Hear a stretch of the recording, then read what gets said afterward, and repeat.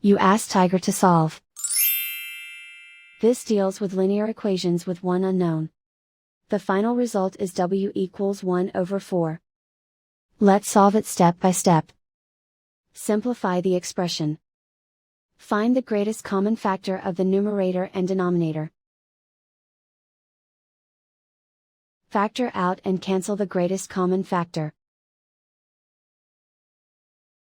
Isolate the W.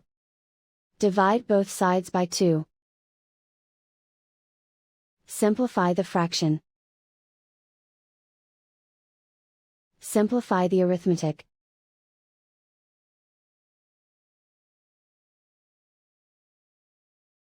And so the final result is W equals 1 over 4.